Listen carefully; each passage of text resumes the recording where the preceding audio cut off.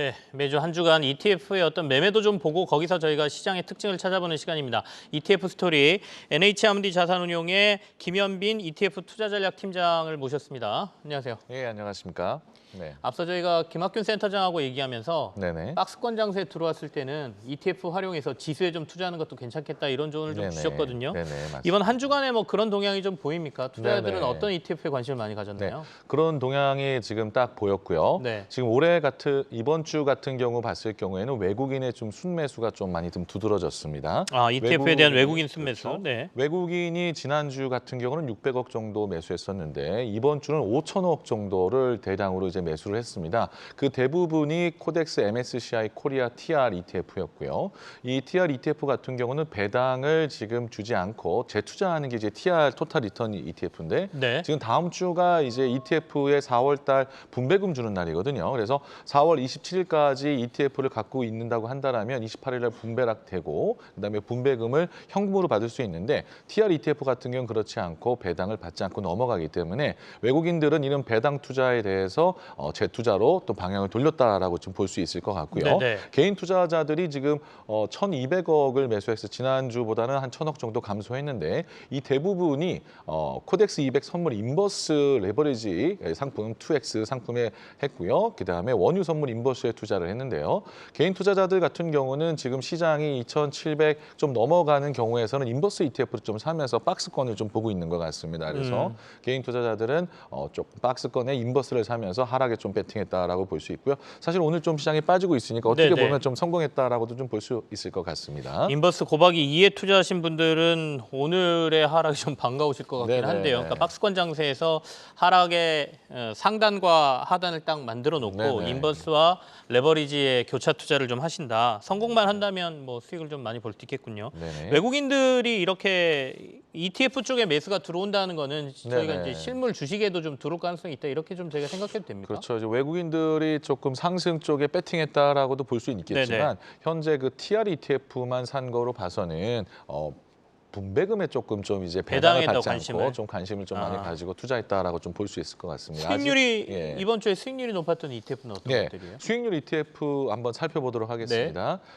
지금 제일 높았던 게 유럽 탄소 배출권 ETF 8.82%고요. 두 번째가 네. 코덱스 유럽 탄소 배출권. 그다음에 이제 철강 소재 ETF가 6.3%를 상승했습니다. 보시면은 지금 8% 이상 상승하고 한 게 이제 월요일부터 목요일까지 기준으로 봤을 때 탄소 배출권과 그다음에 철강 ETF들이었습니다. 네네. 철강 ETF 같은 경우는 최근에 뭐 중국 쪽에서 철강이 뭐 이쪽 제공하는 게 좀 봉쇄됐다고 하면서 어제 그제 많이 좀 올라섰는데요. 이런 이유로 좀 투자자들이 몰리고 수익률이 좋았고요. 탄소 배출권 같은 경우는 여러분들이 또 탄소 배출권 이게 뭐지라고 또 생각하시는 분들이 또 있을 수 있어요. 그래서 탄소 배출권 ETF를 간단하게 소개시켜 드리면요.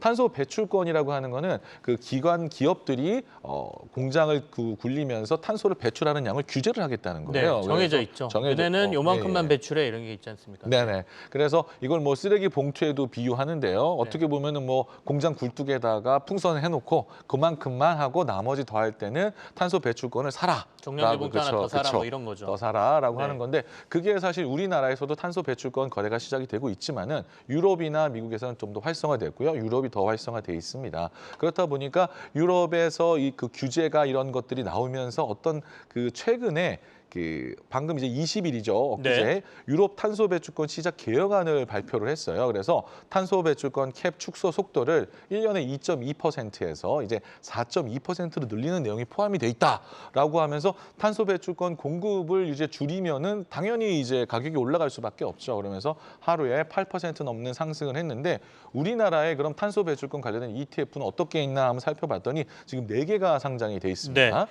탄소 배출권 ETF 같은 경우는 글로벌에서 하나로 글로벌 탄소 배출권 선물 ETF, 그다음에 소울 글로벌 탄소 배출권, 네. 그다음에 이제 유럽 탄소 배출권이 있는데 여기에서 글로벌은 유럽뿐만 아니라 미국에 투자 가치 있는 이제 글로벌한 탄소 배출권에 투자하는 상품이고요. 네. 지금 유럽의 탄소 배출권 그 ETF 같은 경우는 지금 유럽의 탄소 배출권만 투자하게 되는데 사실 유럽이 탄소 배출권이 굉장히 활발하게 운영이 되면서 수익률이나 이런 거 봤을 경우에도 유럽 쪽이 조금 더 좀 강세입니다. 네, 좀 보겠습니다. 예, 수익률 한번 살펴보시도록 국내 하죠. 그 탄소 배출권 ETF가 그냥 주식처럼 거래할 수 있는 것들인데 네네. 글로벌이 있고 유럽 탄소 배출권에 관련된 ETF가 있다 이런 설명이시고요. 네. 가격적으로 보면 국내보다도 유럽이 항상 높아요. 그건 네네. 유럽의 규제가 세기 때문이다로 유럽이 제가 규제가 보면 되는 세고 거죠. 또 거래가 또 활성화됐기 때문에 그런데요. 우리나라 같은 경우도 이제 그 탄소 배출권 거래가 되면서 나중에 이 시장도 활성화된다고 한다면 글로벌 탄소 배출권 ETF에는 들어갈 수도 있을 것 같습니다.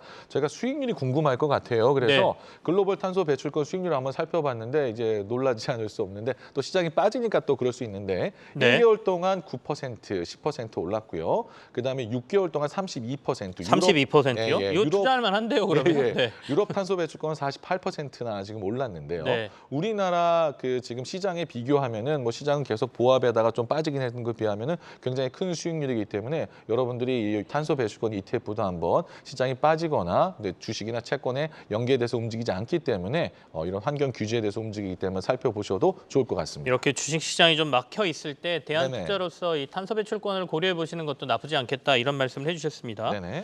이번 주에 신규 상장하는 ETF도 있습니까? 네네. 이번 주에 신규 상장한 ETF가 지금 두 네. 가지가 있는데요. 하나는 이제 워터 ETF가 있고요. 그다음에 하나는 필라델피아 반도체 레버리지 ETF가 있는데요. 지금 워터 ETF부터 한번 설명드리도록 하겠습니다. 워터라고 하면 좀 생소할 수 있습니다. 이름은 하나로 글로벌 워터 MSCI ETF고요. 이 워터 하면 어떤 걸 궁금한데 물 절약 폐수 처리 정화 수도 건설 그다음에 이런 수자원에 투자하는 상품입니다. 예를 들어서 우리나라 수자원 공사에 투자한다라고 볼 수 있는데 우리나라는 이제 공기업이지만 해외 유럽이나 미국 같은 경우는 전부 다 이제 민영 기업으로 되어 있으면서 네. 투자하게 되는데요. 종목의 비중 지수 구조 종목을 살펴보면은 첫 번째가 이제 6.68%로 웨이스트 매니지먼트라고 이제 미국 회사고요. 그다음에 아메리칸 워터웍스, 그다음에 베올리아 인바이먼트 컴퍼니 프랑스 회사입니다. 이런 회사들이 있는데 굉장히 낯설을 거예요. 네. 이런 종목들이 있었나? 미국에도 프랑스 이런 종목들이 있었나 하시는데 이 물 관련된 이 시장 자체가 900조 시장이라고 합니다. 지금 반도체 시장이 전체 500조인 거에 반해서 900조 굉장히 큰 시장이고요. 이렇게 지속 가능 발전한 물 관리 이런 것들이 기후 변화나 환경 변화 얘기 나오고 또 ESG가 또 부각이 되면서 장기적으로 관심 봐도 될 것 같은데요. 이제 투자자분들 보시면은 그러면 글로벌 워터 ETF는 언제 올라가는 것이냐? 네네. 그러면 물 부족이 뭐 하루 이틀 얘기도 아니고 그다음에 기후가 나빠지는 것도 아닌데라고 봤을 경우에는 이게 급격하게 상승하는 일은 쉽지 않다라는 거지만 하지만 꾸준히 지속 꾸준한 가능하게 상승이 꾸준한 기대된다. 상승이 기대되고 그다음에 ESG 상품이기 때문에 ESG 상품들 거의 대부분은 급격하게 변동성보다는 꾸준하게 투자하는 상품이다라고 보실 수 있을 것 같습니다. 나머지는 이제 필라델피아 반도체 ETF 레버리지가 상승했는데요.